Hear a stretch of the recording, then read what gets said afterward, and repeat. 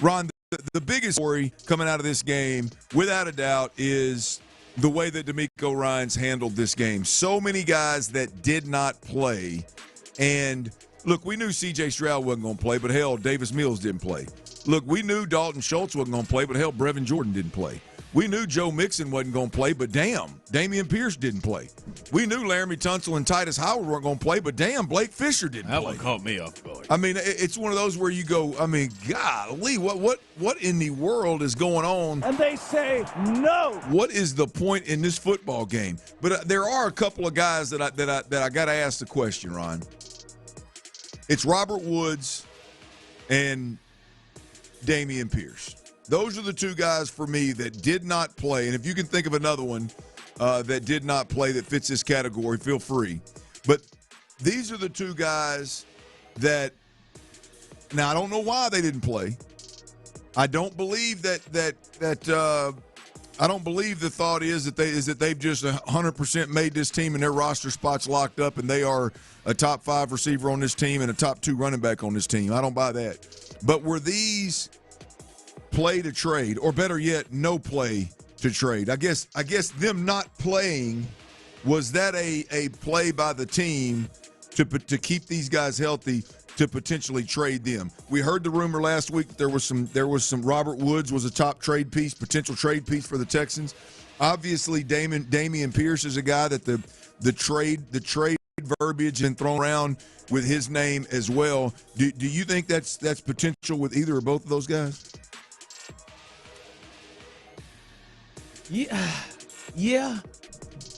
The Robert Woods one is hard. Like it would be hard for me as a team to be like, yeah, I'll just wait till you get released, because I mean I don't want to pick up that like any of that check unless the Texans are going to pay some of it to get something out of it. But the Damen Pierce one is very real, and I'll stand by what I said a couple of weeks ago after the Giants preseason game.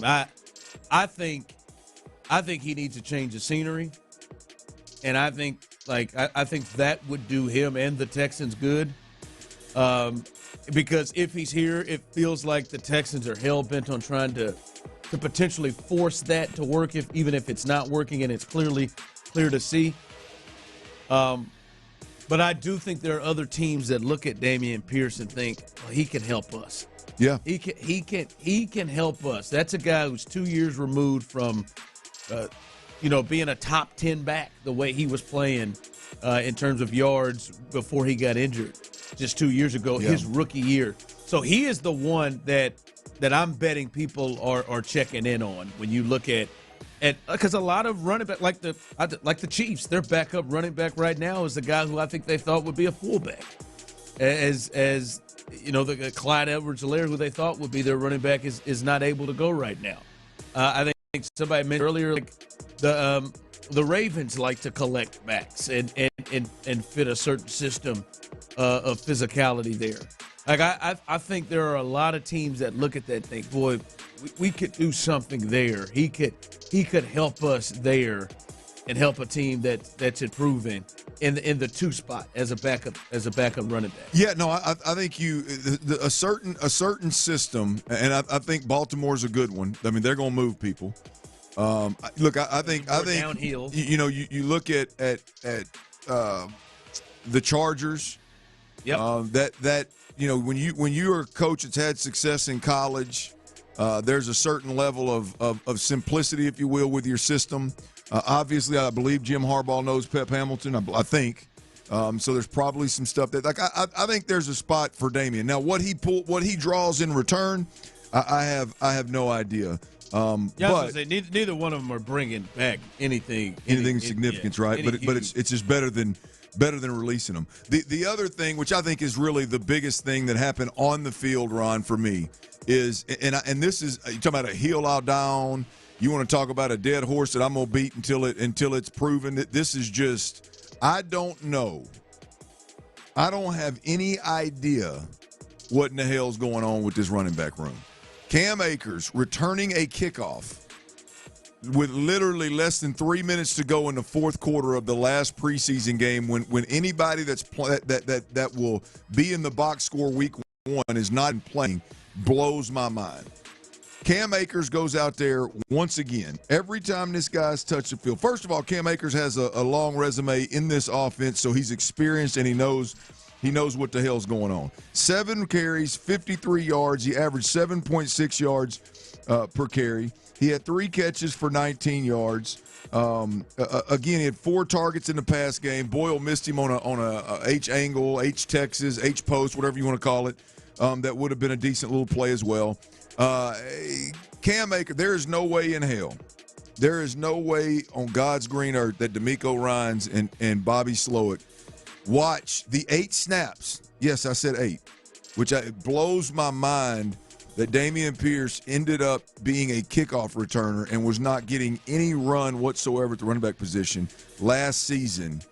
To think that he's come in and had 8 carries in the preseason and has convinced these guys to a point where he doesn't play, he doesn't suit up in the last game. I just especially when the head coach prior to the game said he needs more work, needs more opportunities. I cannot believe under any circumstances that that's the case with Damen Pierce. Now you throw Cam Akers in the mix, Ron, it makes absolutely zero sense. There's nobody. There is no way, and I'll put this out there right now. I just don't believe it's true. There is no way that Bobby Slowick and D'Amico Ryans watch the preseason film of the Houston Texans and says we're not going to give the rock to Cam Akers. We're going to choose to give it to Damen Pierce. Dang it, Bobby. If and when, love that drop. If and when Mixon needs a break. And Mixon, who by the way has been banged up in camp already this year a couple times. So there's not a football person on God's green earth that watches tape and says, "Yeah, we're going to ride with 31 over 22 after what we've seen this camp." That would be a head scratcher. That would be a head scratcher that if they went that direction, if like, hey, he needs a blow or whatever they're going to do and getting the number 2 back in. It's wasting snaps, Ron. That would not make a lot of sense. It has to be. Now look, Damen Pierce may go out there and prove me wrong and prove them right. Hell, all the receivers did it last year. But right now, it would be a waste of snaps. It would be a decision that you would be okay with choosing to hand the football to somebody that has not proven to be even remotely close to Cam Akers, and Cam Akers has done it every time you give him an opportunity. It don't matter how small or big the sample size is. The guy goes out there and makes a big play on a cutback. The guy goes out there and makes guys miss in traffic with spin moves. The guy goes out there and on schedule hits a crease, gets to the second level of the defense, and has one cut ability to get out the back gate. I mean, I just can't believe that football, as good as football guys are, I cannot believe they sit there and watch and they make the decision in 2 weeks against the Indianapolis Colts to either hand the football to, throw the football to, or have pass protect your quarterback. That they make the decision to go with Damen Pierce over Cam Akers. I love Damen Pierce. Look, I hope it all works out. Love him. I mean, he's one of my favorite players. But this is just the football side talking, boys. Be more surprised if he would it would make more sense if he were traded. Who? Like Damen Pierce were traded. If either one of them are traded, it would make more sense. Then Damen Pierce getting carried. Yes. Over yes. what Akers. Right now, you given last season and this preseason, you've got to assume that they're okay with the risk of wasting downs and wasting series. Period. That's just the way it is. And they're that committed to Damen Pierce because they've got all the proof in the world, all the reason in the football world to go with Cam Akers, and all the reason in the football world to believe that Cam Akers is going to give you a better chance to move the football and score points. Period. I don't care what practice looked like. I don't care what the practice film looked like. Period. That's just the truth of the matter. We'll see what happens. So it ain't been that good of practice. No, it don't. You can't. No, it ain't. It ain't been that good of practice. No, absolutely not. The third thing that I think sticks out from this game, Ron, is, and we've talked a little bit about it, the receivers here. John Mechie added to his value once again. The last 2 weeks for John Mechie, and I can't emphasize this enough. It wasn't just a couple of good weeks, y'all. It was But my big catch the first 3 weeks of camp was, man, he ain't creating no separation. Sure, if he comes to the line of scrimmage and he happens to be working with C.J. Stroud and the safeties are 20 yards deep and the linebackers are dropping to 10 or 12 yards and they're just and they're spot dropping and he's running a little under route, yeah, he's gonna there's some space there. I'm talking about when there's man or even if it's a tight zone where we use the word suffocate a lot, the safeties are coming down and they're really tightening down. The inability for him to create separation and just flat out make plays was glaring the first 3 weeks of camp. The last 2 preseason games, my man at every level of the field, in the red zone, created space, ran great routes, caught the ball in traffic, made guys miss, put DBs in a blender. I just saw a little bit of everything I needed to see to believe that John Mechie is going to be more than the guy that was really good in college, had an illness, and just could never get back to himself. Like what I saw the last 2 weeks was I would buy stock in John Mechie. Whether it's here or it's a trade, I would buy stock in John Mechie. I don't know where John Mechie's going to play his next down of football in the regular season, but his value went up. Again, whether that's trade value or that's just value here in Houston in the future, John Mechie had him another solid outing. Yeah, short but solid. First play made a guy miss. Yep.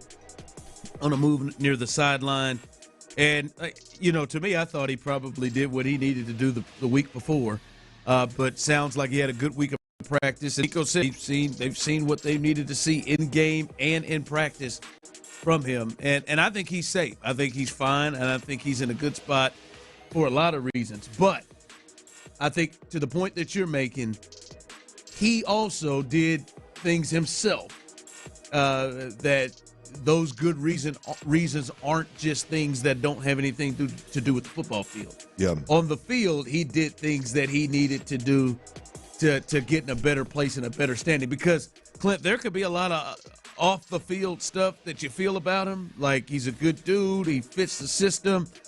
You really, really root for him. You really want him. But if he was still rolling out 1 for 7 and 1 for 4 on preseason games, like at some point, like you can't defend that and keep going with that. Yeah. He gave them the reason for him to be in a safer spot with his performance. Yeah, look, I mean, any way you put it, I mean, John Mechie upped his value. Man, Cam Akers balled out, and most guys didn't play. That's a reaction Monday right there for you.